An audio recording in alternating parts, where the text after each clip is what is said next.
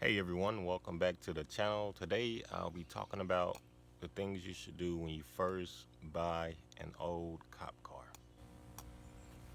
Now, assuming that you bought a running and driving, that's Ford Crown Victoria, the Ford SUV, the Tahoe, the PPV Chevrolet. So let's say you bought one of those vehicles and it runs and drives. But before you put it on the road, from leaving the location or wherever, or if you tow it back to your house, there are some steps that you need to take to make sure you don't ruin the car, while driving it. So, for starters, what you want to do is go pop the hood, like we are about to do now. And go ahead and walk around, open the front door, the driver door. Your hood latch should be to the left. Everyone should know where the hood latch is, but if you're not sure, it should be to the left. The footwell, sometimes it's on the panel or sometimes it's under the dash. Alright, after you have completed that step, let's pop the hood. I don't mind this engine has been cleaned up, but first thing you want to do is make sure you have all of your components to your engine. Like I said, they take parts off to swap out with other vehicles if they use, if this vehicle has been sitting for a while. So make sure everything is there. You don't want to get down the road and you are missing a fan belt or a drive belt. You're going to be in some bad trouble. Make sure you have all your fluids, brake fluid, antifreeze, power steering fluid. Check your oil. Should have a stick to check the oil. The car will have to be running to check the transmission fluid, but you can still pull the stick and make sure that it is some in there.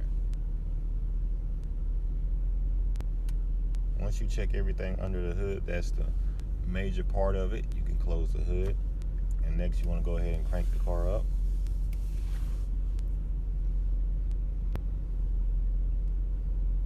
You want to start, get your key out.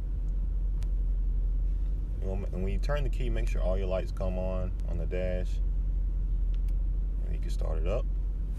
See how it sounds. If it sounds good, that's a plus. That's another sign you can proceed with the driving.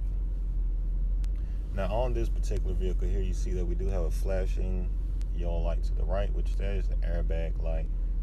That has been doing that since I bought the vehicle, but that is okay. More than likely a sensor or module. Yes, the dash trim was changed in this vehicle. That's why it looks nice.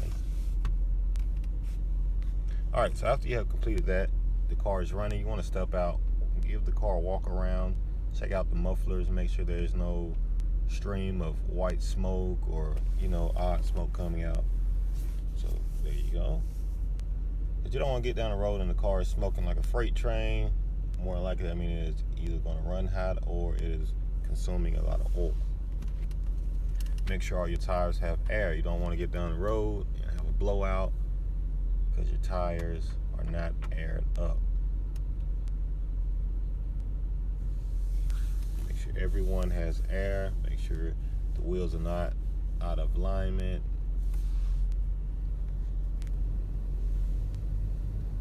After you have completed the first few steps that I showed you about checking the oil, checking all the fluids, making sure everything is on the engine, because sometimes parts are taken off the motors and used on other vehicles, you should be ready to drive the vehicle down the road. When you start going down the road, make sure you take it easy. Don't start off punching on the car. Don't start off trying to drag a race or burn tires. You don't want to destroy the car before you get it back to the location that it's going to. I do recommend that if you can tow your vehicle, that you should have it towed back without driving it, just to be on the safe side, so that way you can get it back to your house and make sure that it checks out good. Because those steps there, they will help you if you have to drive it back. But if you don't have to drive it back, I wouldn't chance it. There has been times I went to go pick up a car from the auction, and you get there, it cranks up and then it shuts back off. So now I have to tow it back. So even if you want to drive it back, make sure you bring a tow vehicle with you, and just in case, always recommend that. So those are my recommendations.